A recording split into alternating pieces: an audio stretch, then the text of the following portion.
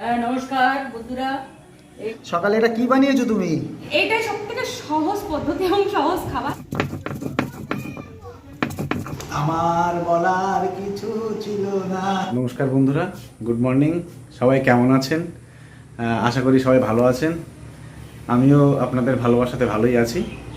তো সকালবেলা উঠে যেহেতু আজকে রবিবার, প্রথমে বাজারে গেলাম, বাজার থেকে এক্ষুনি ফিরে এই যে বাড়ির রবিবার দিনটা আর কি করা হয়, বাড়িটা পরিষ্কার পরিচ্ছন্ন করতে একটু, যেহেতু সপ্তাহে 5-6টা দিন সময় পাওয়া যায় না, সেহেতু রবিবারের দিন এই কাজগুলো করতে হয় বাড়িতে আর কি। আর এই যে আমার মা এখানে শুরু করে দিয়েছে, পর্দা খুলেছে পরিষ্কার করবে বলে। হ্যাঁ নমস্কার বন্ধুরা, এই গুড মর্নিং।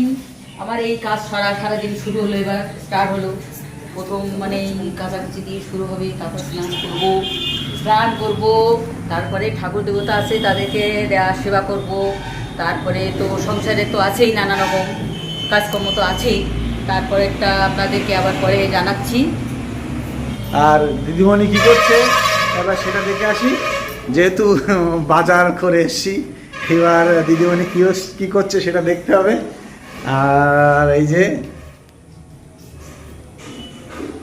মা পর্দা দিয়ে বাথরুমে ঢুকে যাচ্ছে, কাচাকুচি করবে। এই যে দিদিমণি খেতে বসেছে। সকালে এটা কি বানিয়েছো তুমি?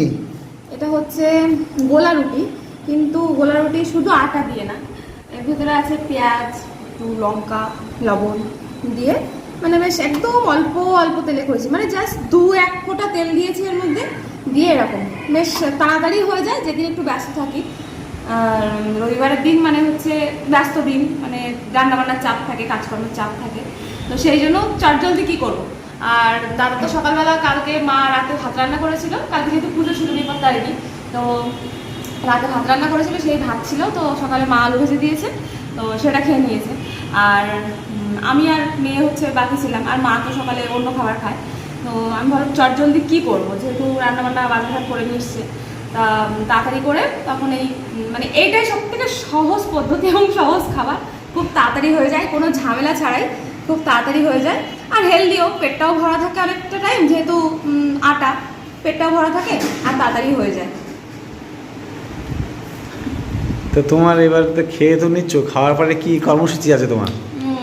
এটা খাওয়ার পরে দুপুরের জন্য যুদ্ধ চলবে। এবার দুপুরে খাওয়া দাওয়া হবে, তার জন্য রবিবারে বাজার, বুঝতেই পারছো। দুপুরে কি ব্যবস্থা হচ্ছে দেখাও, তুমি কি নিয়ে এসছো? আচ্ছা, তো দুপুরের জন্য আজকে নিয়ে আসা হয়েছে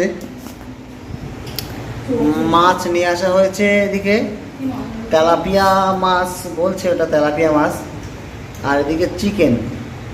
এই দুটো আজকে দুপুরবেলায় রান্না হবে। তার জন্য এখন ম্যাডাম খেয়ে দিয়ে একটু গায়ে বল করে নিচ্ছে, তারপরে শুরু হবে যুদ্ধ। ঠিক আছে। তেলাপিয়া মাছটা এসছে, যেহেতু আমি মেয়ে যেহেতু চিকেন কম পছন্দ করি, একেবারে করি নাই বললেই চলে, তার জন্যই ছেলে একটু বুদ্ধি করে ওই তেলাপিয়া মাছ নিয়ে এসছে। আমার আবার বেশি তৈলাক্ত মাছ পেটে খাওয়া নিষেধ আছে, তার জন্যই নিয়ে এসছে। ওই বৌমাকে বলে দিচ্ছি যে একটু হালকা পাতলা ঝোল করো, ওই দিয়ে আমরা খেয়ে নেবো। তো ঠিক আছে, এইভাবে চলতে থাকুক, আপনারা পুরো ব্লগটার সাথে থাকবেন, এবং পরে যখন আবার রান্নার জন্য প্রস্তুতি শুরু হবে তখন আবার সঙ্গে আসছি। ঠিক আছে। সকালে খাওয়া দাওয়া সেরে আমি একটু বসেছিলাম এডিটিং করতে, আর তার ফল দেখো, এই কড়াটা পুড়ে কি হয়েছে। কেন বলো তো? আমার একটু দেরি হয়ে গেছিলো, আর তাড়াহুড়ো করে করতে গিয়ে এত জোরে জাল দিয়েছি যে কড়াটাই পুরো পুড়ে গেছে, তেলটা এতই গরম হয়েছে। তো এখানে দেখতে পাচ্ছ মাছগুলো ভেজে নিয়েছি, তুলে রেখেছি, আর সবজি তো আমার কাটাই থাকে, সেটা তো তোমাদেরকে বলেছি, আমি একটু কেটে কুটে গুছিয়ে নিয়ে করতে পছন্দ করি। তো আলুর মধ্যে একটু পেঁয়াজ এরকমভাবে কুচিয়ে দিয়েছি, আর একটু জিরে আর আদা বাটা দিয়ে মাছের ঝোলটা করব। যেহেতু মাংস আছে, তো সেই জন্য মাছের ঝোলটা একটু হালকাই করব। আর এসব মাছ একদম টাটকা মাছ না, দেখবে যখন একটু হালকা ঝোল করলে না, সেটা খেতে খুব টেস্টি হয়। আর এটা পুরো দেশি মাছ একদম, আর দেশি মাছের তো টেস্টই আলাদা। মাছের ঝোলটা তো চাপিয়ে দিয়েছি, আর এদিকে আগে থেকে মাংসটা একটু লবণ, হলুদ আর একটু লেবুর রস দিয়ে ম্যারিনেশন করে রেখেছিলাম। আমি এভাবেই করি, কোনো রকম মশলা ছাড়াই এভাবেই ম্যারিনেশন করি। আর এখানে দেখো কাঁচকলার ঝোলে একটু আদা কাঁচা লঙ্কা আর জিরে আর মরিচ। আমি সাধারণত বেশ মানে সবসময়তেই এরকম হালকা মশলা দিয়েই আর কি মাছের ঝোলটা করি। তো আজকে মানে কষানোর সময় মশলাটা দিচ্ছি, অন্য দিন হলে না একটু মানে এই মশলাটা পুরো ঝোলে দিয়ে দিতাম। যেহেতু আজকে কাঁচকলা দিয়ে একটু কষিয়ে রান্না করছি, তো সেই জন্য মশলাটা কষানোর সময় দিলাম। তা নাহলে আমি ম্যাক্সিমাম টাইম না এই মানে কাঁচা জলেই আর কি মানে কাঁচা মশলাটা আর কি জলেই দিয়ে দিই। তো যাই হোক, তারপরে আর হলুদটা আমি কিন্তু সবসময় একদম জল দেওয়ার আগে দিই। আমি জানি না তোমরা কে কী করো, আমাকে একটু জানিয়ে তো। আমি কিন্তু জল দেওয়ার আগে দিই, তার কারণ এইটা কিন্তু আমার শাশুড়ি মায়ের কাছ থেকেই শেখা, যে আগে হলুদ দিলে নাকি হলুদটা পুড়ে যায়। তো সেই জন্য একদম জল দেওয়ার আগের মুহূর্তে হলুদটা দিয়ে একটু নাড়াচাড়া করি, তারপরে জল দিয়ে দিই। তো জলটা কিন্তু বেশি দেবো না, যেহেতু মাছটা না মাত্র 5 পিস মাছ, মানে একদম গুনে গুনে নিয়ে এসেছে। আমরা বাড়িতে 5 জন সদস্য আর 5 পিস মাছ। যেহেতু মাংস আছে, তো মাংস থাকলে তো ছেলে মেয়ের আর কোনো কথাই নেই, ছেলে মেয়ে আর কিছু খেতেই চায় না, ওরা আর কোনো কিছু দিয়ে খায় না। আর এই দেখো, এইটা হচ্ছে আমার সেই শিল। তোমাদেরকে বলেছিলাম না আগে একটা ভিডিওতে যে আমার শিলটা খুবই ছোট আর আমার মিক্সার মেশিনটা নষ্ট হয়ে গেছে। তো এরকম ছোট শিলে বলো, যখন অনেকটা মশলা হয়, মানে বিশেষত করে যেদিন মাংস থাকে, তো মাংস রান্না করার হয় সেদিন তো অনেকটা মশলা বাটতে হয়, তো সেদিন খুব অসুবিধা হয় এই ছোটো শিলে বাটতে। আর তারপরে যেদিন আমার হয়তো ক্লাস থাকে সেদিন তো আরও অসুবিধা হয়, সেদিন একটু তাড়াহুড়ো থাকে, টাইমের মধ্যে ক্লাসে ঢুকতে হয়, তো সেই দিন আরও কষ্ট হয়ে যায়, মানে তাড়াহুড়ো করে বাটতে ছোট জায়গায়, আর বাটতে গিয়ে না চারি সাইড দিয়ে পড়ে যায়। তো তোমাদেরকে বলেছিলাম যে দেখিয়ে দেবো, সেই জন্য দেখিয়ে দিলাম। আর এখানে কড়ার তেল গরম হয়ে গেছে, তার মধ্যে একটু জিরে, গোলমরিচ, একটু গোটা গরম মশলা আর এটাগুলো মানে ফোড়ন দিয়েছি। ফোড়ন দিয়ে তারপরে পেঁয়াজগুলো তো যেহেতু বাটিনি, তার কারণ মিক্সার নেই, মানে হাতে বাটা অসম্ভব, তো পেঁয়াজগুলো এরকম কুচি কুচি করেই আমি আর কি ছেড়ে দিই। আর তার ভিতরে একটু মানে টমেটো দিয়েছি, টমেটো দিয়ে একটু লবণ দিয়ে টমেটো একটু সেদ্ধ মতো হয়ে গেলে তার মধ্যে আমি টক দইটা দিয়ে দিই। অনেকে তো টক দইটা আবার মাংস যখন ম্যারিনেশন করে তখনও মাখায়, কিন্তু আমি না টক দইটা এভাবেই দিই। তাতে কি হয়, টক দই থেকে যে তেলটা মানে অয়েলটা সেটা না বেরিয়ে আসে। তো বেরিয়ে আসার পর তারপরে আরেকটু হলুদ দিই, হালকা কালারের জন্য হলুদ দিয়ে আমি কিন্তু তারপরে মাংসটা দিয়ে দিই। তো যাই হোক, এখানে মাংসটা দিয়ে দিয়েছি, আর বুঝতেই পারছো দেরি হয়ে গেছে, তো সেই জন্য আর কোনো ভিডিও আমি এখানে করিনি, একেবারে সরাসরি মাংস রান্নার পর থেকে নিয়েছি। এই দেখো, এইটা হচ্ছে মাংসের ফাইনাল লুক। তো কেমন লাগছে মাংসের কালারটা দেখো। আর আমি একটু ঝোলঝোলই রাখি, কারণ ঝোলটা খেতে আমার ভীষণ ভালো লাগে। সবাই খাক আর না খাক। আর দাদা এখানে কি বলছে বলো তো? আমার বলার কিছু ছিল না, চেয়ে চেয়ে দেখছি মাংসটাকে গো। দেখেছো, তোমাদেরকে বলেছিলাম না মাংস হলে আমাদের বাড়িতে বিশেষত দাদা, ছেলে মেয়ে খুব খুশি। তো এই ছেলে ওপাশে খাচ্ছে আর মেয়ে এই যে এখানে বসে আছে, তো সবাই আজকে খুব খুশি, মেয়ে তো খুব খুশি হয়। তো দুপুরে খাওয়া দাওয়া যেহেতু জোর হয়ে গেছে, বিকেলে হাঁটতে বেরিয়ে পড়েছি ঠিক টাইমে আমরা। তো আমার আর 2 বন্ধু এসেছে, ওরা আছে, তা আমি হাঁটা শুরু করে দিয়েছি। তা প্রচণ্ড বৃষ্টি হয়েছে, যার জন্যে দেখতে পাচ্ছেন পাশে পুরো মাঠ সব একদম জলে জল হয়ে গেছে, রাস্তাতেও জল জমে আছে, পাশে ড্রেনগুলোতেও জল পুরো ভর্তি হয়ে গেছে।